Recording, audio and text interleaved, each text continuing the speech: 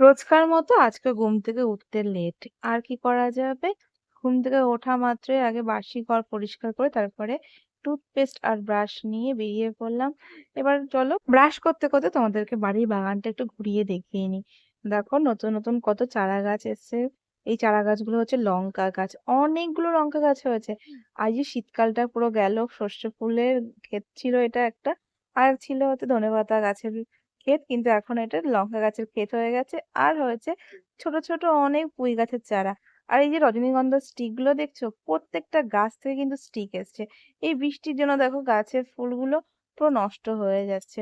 মানে যেগুলো সাদা সাদা ফুল হয়েছিল, যেগুলো মুরঝে গেছে সেগুলো তো ফেলেই দিই, কিন্তু ওই যে যেগুলো ফুল ফুটে তার মধ্যে না কালো কালো আবছা চলে এসছে। এবার আমি ভাবছি যে এই বর্ষাকালে যদি ফুলের স্টিক গুলো না হয়ে যদি শীতকালে একসাথে ফুটতো, তাহলে দেখতেও ভালো লাগতো আর সারা বাড়ি গন্ধে মোমো করতো। এমনিই তো সন্ধ্যাবেলা হলে খুব সুন্দর গন্ধ বার হয়। দেখো পুরো ঘাস ভর্তি হয়ে গেছে বাড়িতে। যেহেতু বৃষ্টি হচ্ছে কটা দিন ধরে, ঘাসগুলো যেন আরো বেশি দরদর করে বাড়ছে। আর এইদিকে দেখো ওই যে আমাদের লাউ গাছটা পুরো ছেয়ে গেছে, কিন্তু এদিকে মাচা করা হয়নি বলে লদলদ করে একদম এই গর্তের মধ্যে ঢুকে যাচ্ছে। একটা বড় লাউ এসছে, চলো দেখাই তোমাদেরকে লাউটা।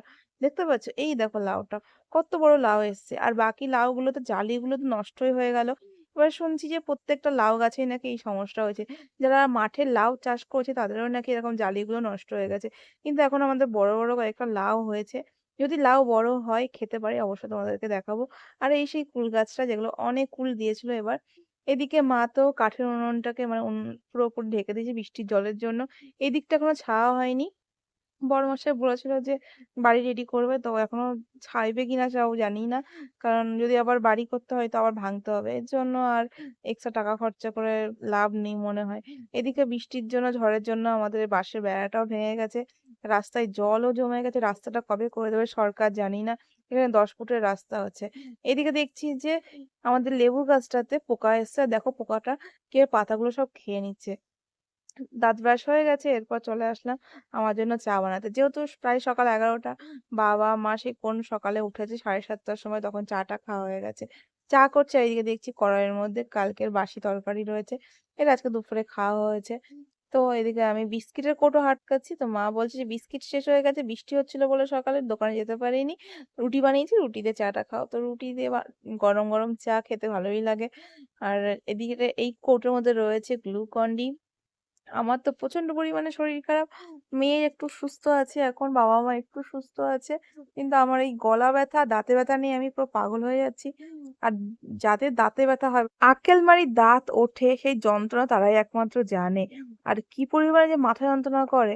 এদিকে একটু চাটা বেশি নিয়ে নিচ্ছি, চা পাতাটা, কারণ প্রচন্ড কড়া করে আজকে চাটা বানাবো, যেহেতু বৃষ্টির ওয়েদার। আর খাবো রুটি দিয়ে, বিস্কিট যেহেতু নেই, এই জন্য একটু কড়া করেই বানালাম। বেশি চা পাতা দিয়ে একটু আদা দিলে ভালো হতো, কিন্তু আমার কাছে অত সময় নেই, প্রচন্ড খিদে পেয়েছিল।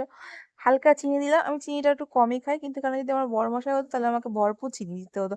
ও চায়ে মিষ্টি খেতে খুব ভালোবাসে। ওনার আবার লাল চা ভালো লাগে না, লিকার চা। আমার আবার লিকার চা খেতেও ভালো লাগে। দুধ চাটা আমি খুব কমই খাই, যেহেতু গ্যাসের প্রবলেম রয়েছে। এবার আফটার ডেলিভারি কিন্তু আমার গ্যাসের প্রবলেমটা অনেকটাই সলভ হয়ে গেছে। মানে আফটার ডেলিভারি আমার অনেকখানি, মানে পেটে ব্যথা থেকে শুরু করে অনেকটাই রোগ আমার দেখছি প্রায় সেরে গেছে। শুধু এই হাঁটু ব্যথা আর কোমর ব্যথাটাই আমার নতুন করে এসছে। যাই হোক, চা রেডি হয়ে গেছে, এবার গ্লাসে আমি নিয়ে নিলাম। আর দুখানা রুটিও নিয়ে নিয়েছি। এটাই ছিল আজকে আমার সকালের ব্রেকফাস্ট। চলো ঘরে যাই, ব্রেকফাস্ট করার আগে খালি পেটে আমাকে আমার থাইরয়েডের ওষুধটাও খেতে হবে। থাইরয়েডের ওষুধ খাওয়ার পরে, চাটা খাওয়ার পরে দেখছি আমার যে দাঁতে ব্যথার ওষুধ, মানে এই মাড়ি ফুলেছে তার ওষুধ প্রায় শেষ। আচ্ছা 3 দিন হয়ে গেল, জানি না কখন সারবে। 3-4 ঘন্টা পর মানে ওষুধ খাওয়ার পরে ঠিক হয়ে যায়, আবার 5-6 ঘন্টা পর থেকে পেন শুরু হয়ে যায়। এতটা ব্যথা আমি আর নিতে পারছি না। বড়মশাই খালি বলছে গার্গিল করো। গার্গিল করে তো মানে আমি নিজেই নাজেহাল হয়ে যাচ্ছি। কত কাজ করব আর, মানে নিজের খেয়াল রাখবো না মেয়েটার খেয়াল রাখবো, মেয়ে ঘুমাচ্ছে না। আমি পুরো নাজেহাল অবস্থা আমার। দেখো নিজের কি খেয়াল রাখবো, কি হাল হয়েছে আমার। এদিকে দেখো গলাটা ফুলেছে, আর এদিকে মাড়ির দাঁতটা ফুলছে। এই যে এই জায়গাটা ফোলা রয়েছে, এই টনসিল ফুলেছে, এই প্রথমবার ফুললো আমার। যাই হোক, প্রচন্ড বিরক্ত আছি আমি শরীর খারাপ নিয়ে। ভিডিওর এন্ডে চলে এসেছি। ভিডিও ভালো লাগলে অবশ্যই লাইক কমেন্টস করে পাশে থেকো। আর এই যে হাতে মেহেন্দি লাগিয়েছিলাম, এটা আমার মেয়ে ঘুঁটে দিয়েছে। আমি একটু মেহেন্দিও লাগাতে পারি না শান্তি মতো।